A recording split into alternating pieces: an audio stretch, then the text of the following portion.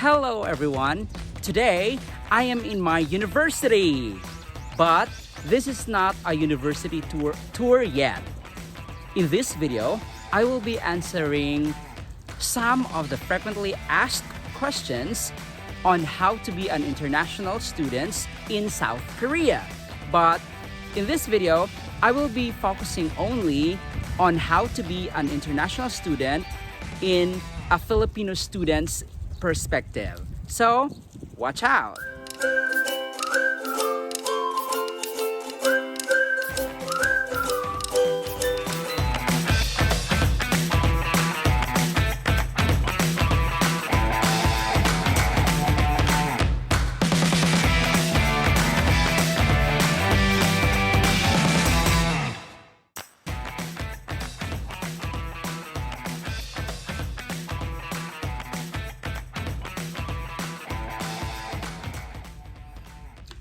I am at the students' lounge now, waiting for my professor because I'm gonna see him to review the research that we're doing. We've been doing this research for a long time now, and I really have to discuss with him. Their students' lounge is very nice.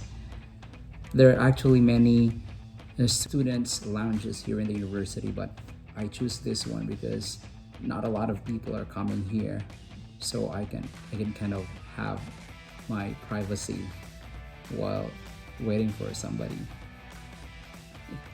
In 5 minutes, my instructor will be going to his office, and I'm gonna see him for a few months now. I did not see him for like 5 months. It's time to see him again. See you later.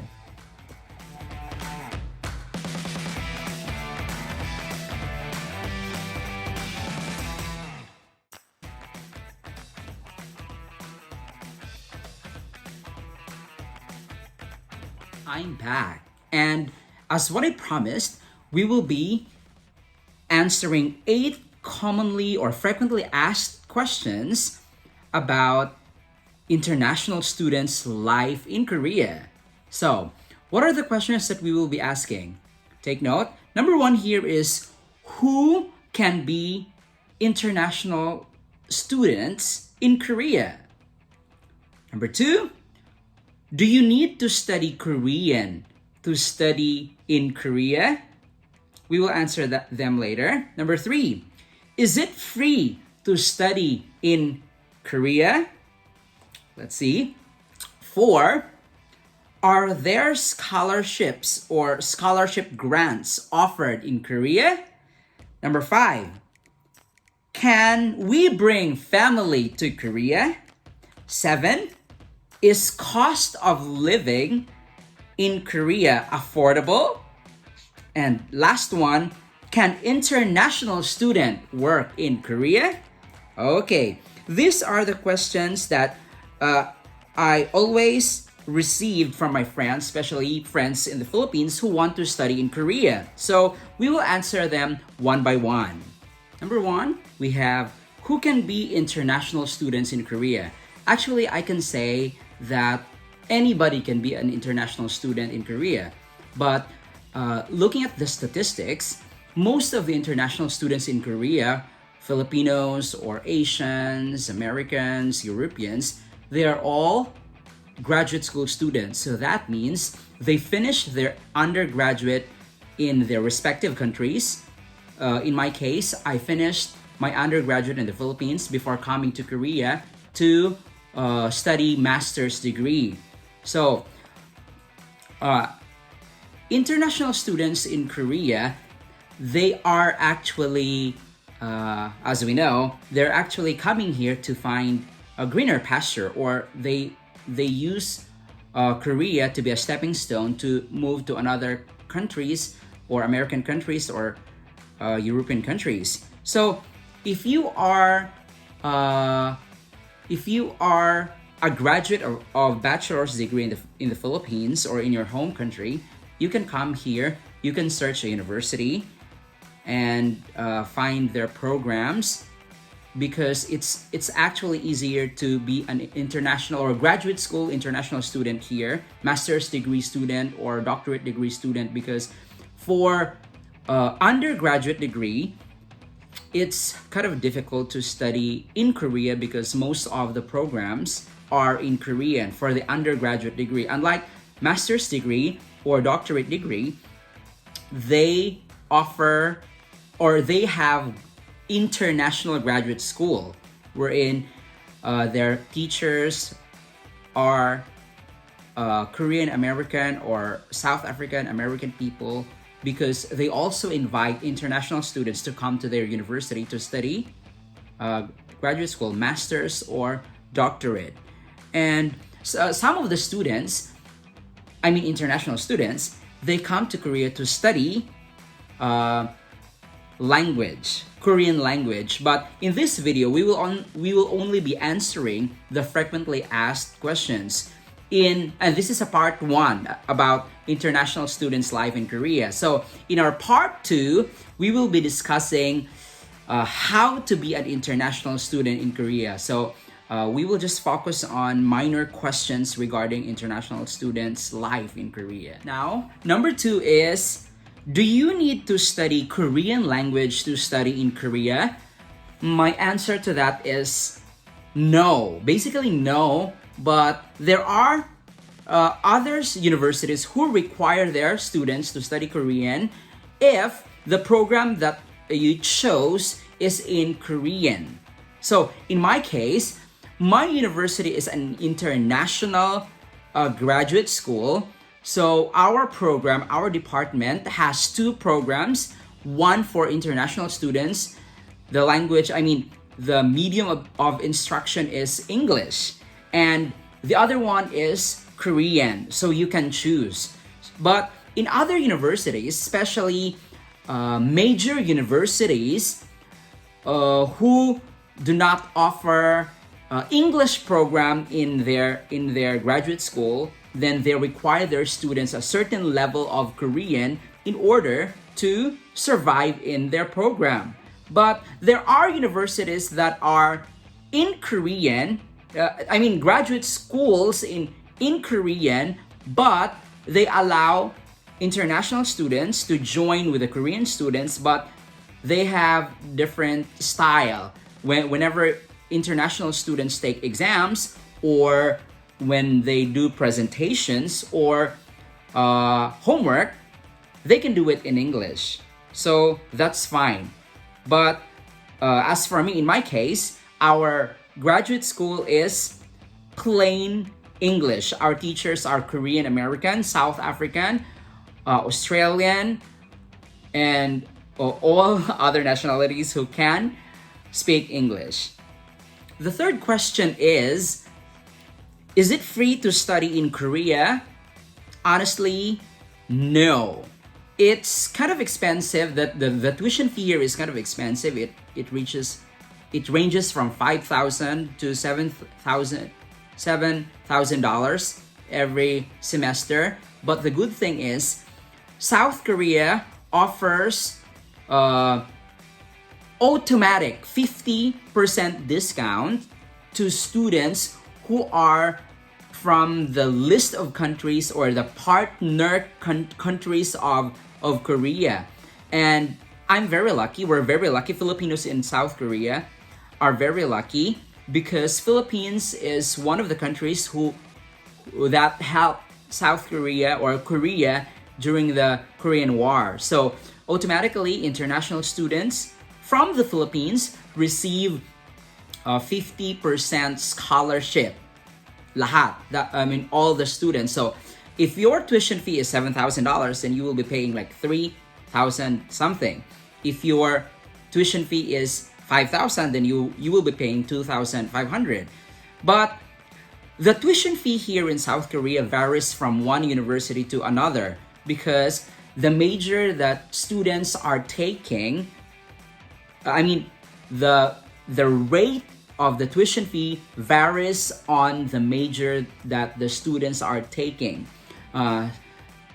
Sciences, humanities, they're actually a bit expensive, but what I know is those programs that require lab works, they are basically expensive.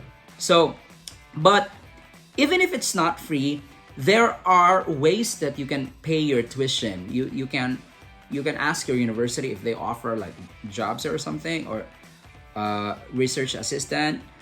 But basically, it's not free to study in Korea. Okay.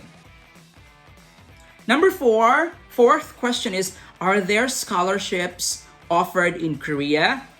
Yes, there are. There are many. The Korean government itself, it offers several scholarships to Asian countries, especially partner countries, and Philippines is one of the partners of South Korea. So there are scholarships that are available for Filipino students.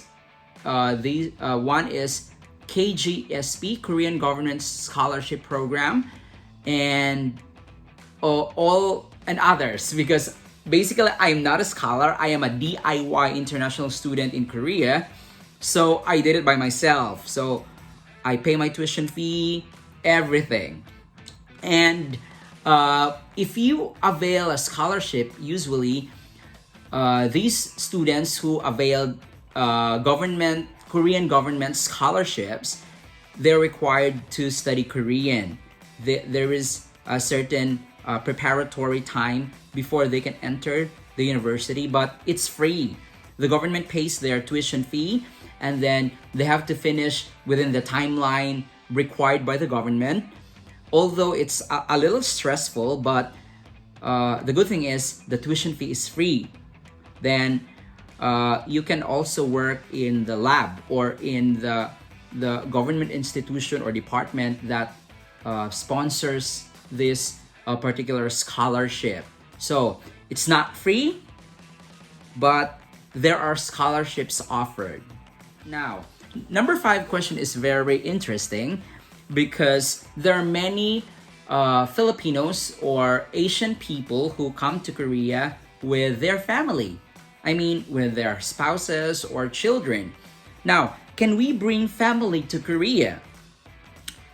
Yes, of course, because for international students, we receive D2 visa.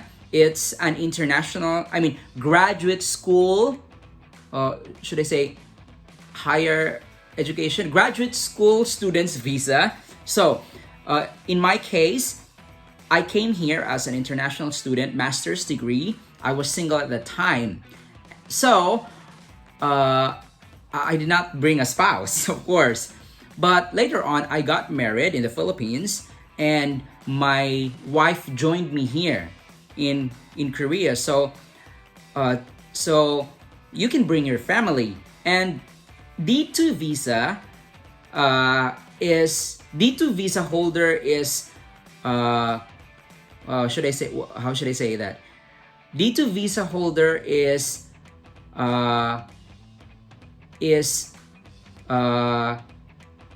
recipient. Is it recipient? No. D2 visa holders can have dependents. That's what I'm trying to say. So if you are married or in the Philippines, you can come here first and then get your wife later on, or your husband. But in my case, I got married in the Philippines. I was already a student in Korea. Then I got married, and then my wife joined me here. And then the family members of a D2 visa holder or student visa holder, their dependents will have dependent visa. I think it's F3 visa. F3 visa for the dependents. And if you have children, you can also have them here. And then in my case, I got my wife from the Philippines, and then we had children here. So my wife is an F3 visa holder or dependent visa holder, and my children, my 2 daughters, are also F3 dependent visa holder. So for those who are already married and then you're planning to come here to Korea as an international student, most of my friends, the main visa holder or the student comes to Korea first, and then later on they process their family's visa to join them here in Korea. But for now, we will not discuss that aspect further because we will have another video for that. So we can bring our family to Korea. But when we say family, these are spouses and children. You cannot bring your sister or your mom here. They can come here to join you, but they need to apply for a tourist visa, a visitor's visa, and they can stay until 3 months. But there are tourists or family members, parents or sisters, they can apply for 10 years multiple entry. So if they have that visa, 10 years multiple entry, they can come to Korea anytime they want. But they can stay, I guess, maximum of 3 months, and then they need to exit and then come back again. So that's it. That's question number 5. Now, question number 7. Is cost of living in Korea affordable?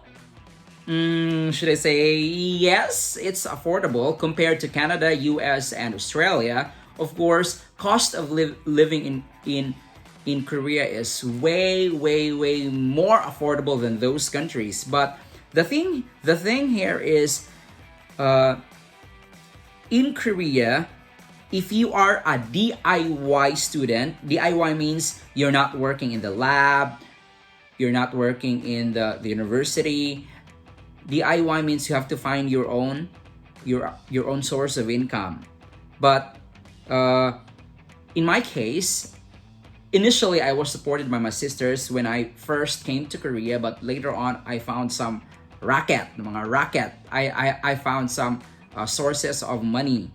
And when we talk about cost of living, house rental, like you can have $200,000 $200 for monthly rent for your house.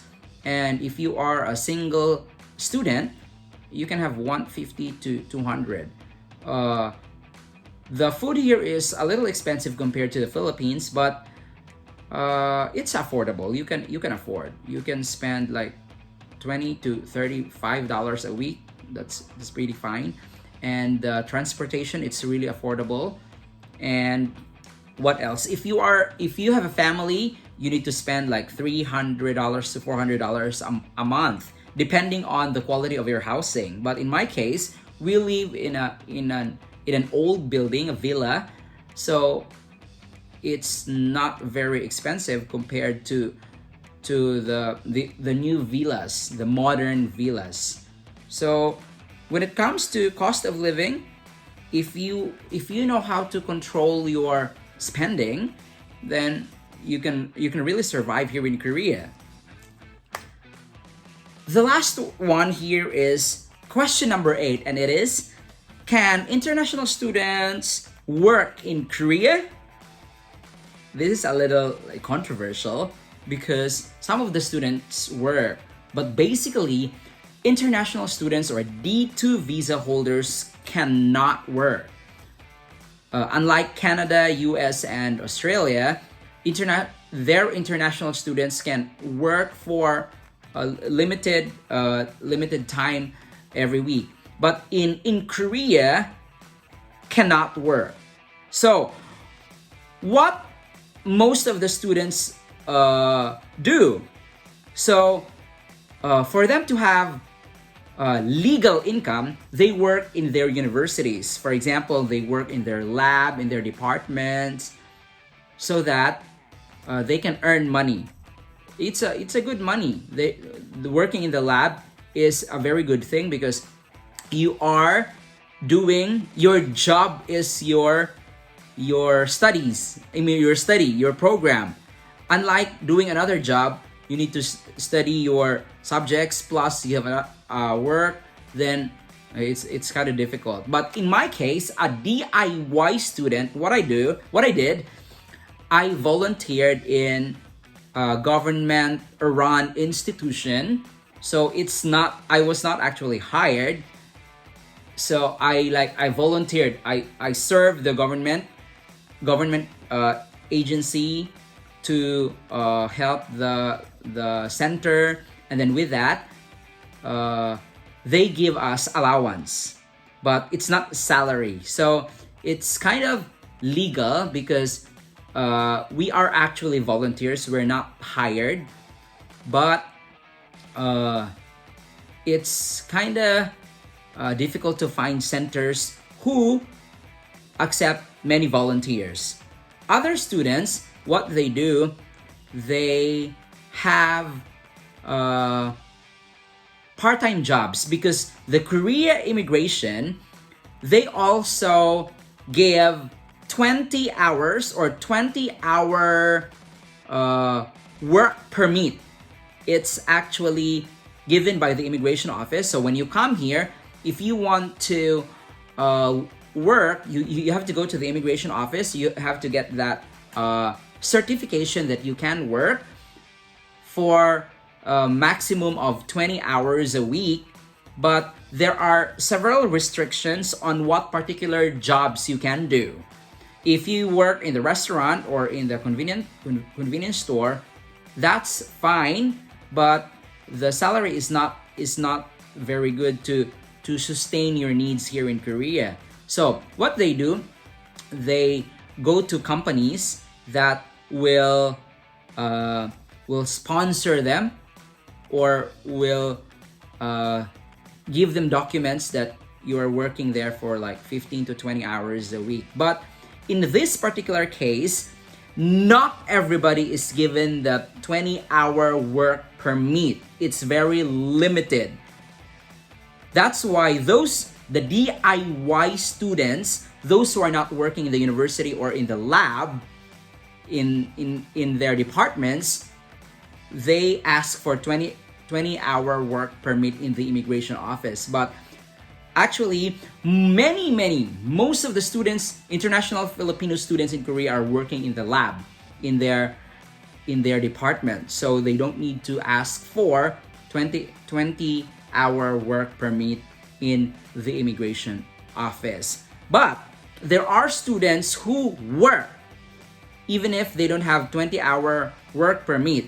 But it's very difficult because it's illegal, of course. If you're caught working in a company without a permit, then you will be deported. That's the bad thing. You better ask for 20-hour work permit or work in the lab so that you will be safe.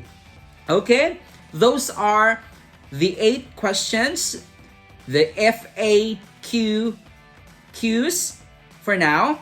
And please write in the comment section if there are things that you want us to discuss about an international student's life in South Korea. Thank you so much for watching and see you in our next video. Bye!